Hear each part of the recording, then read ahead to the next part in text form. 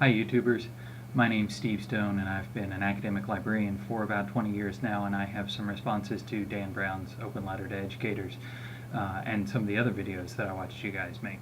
Thanks for doing those. Four things I think I want to talk about. One, information wants to be free. Two, active learning. Three, learning how to learn and making sure that you know how to do that is three. And four is the idea of dropping out and still learning. Might not get to all of those, but number one, information wants to be free. There's been a lot of talk about this for a long time, whether information wants to be free. That's Stuart Brand's idea. The idea that information is a different kind of commodity. So they say free as in speech or free as in beer. When I have free speech, I can say whatever I want to. I can give it away. You have it and I have it, and I don't have any less because you have it now too.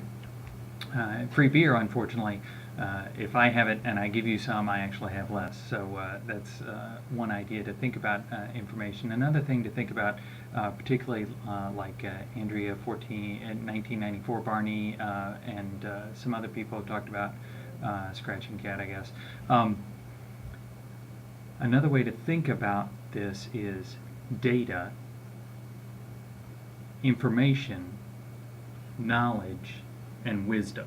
So are our teachers just giving us raw data, or maybe giving us information that if we integrate it properly, we can turn into knowledge for ourselves, and hopefully once we have enough knowledge, we turn that into wisdom? John Fredrickson in his video brings up an important part, the quality of information. The internet is an interesting source of all kinds of stuff, all kinds of data. The problem is deciding what's true and what's not, and what we can actually take forward and use. Next idea, active learning, and this is a crucial point of all of it, and maybe one of the reasons that Dan felt like he should drop out, is that his classes were just lectures, and that he wanted to get in there and wrestle with the ideas.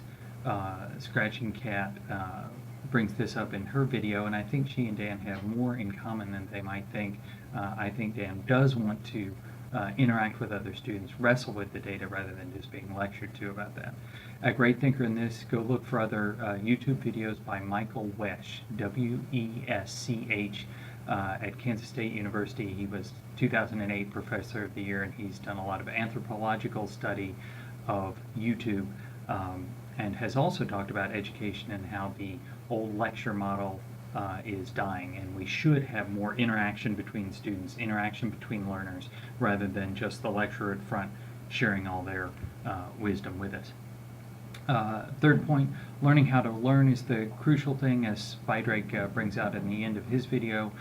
John Fredrickson also talks about this, and Scratching Cat's point is that how are we going to credentialize that? How are we going to prove that we've learned how to learn? Does a Harvard University degree say that you do that? Is there a Microsoft certified learner yet? Will there be soon? The fourth point, as Andrea 1994 Barney brings out, dropping out but still learning, where she has a 4.0 in her classes, and I believe that she lives in the same county that I do and goes to the same school district as my children do. That school needs to change, because to educate people for the upcoming changes, we need to have them interact with information differently. So I hope you can go seek out more about those ideas. Information wants to be free, the idea of active learning as opposed to passive lecture. That learning how to learn is the crucial thing, so if you can teach yourself how to do that, you should do well, and that maybe the best way to learn is not necessarily to be in a traditional learning environment, but maybe to supplement the traditional learning environment with some other resources.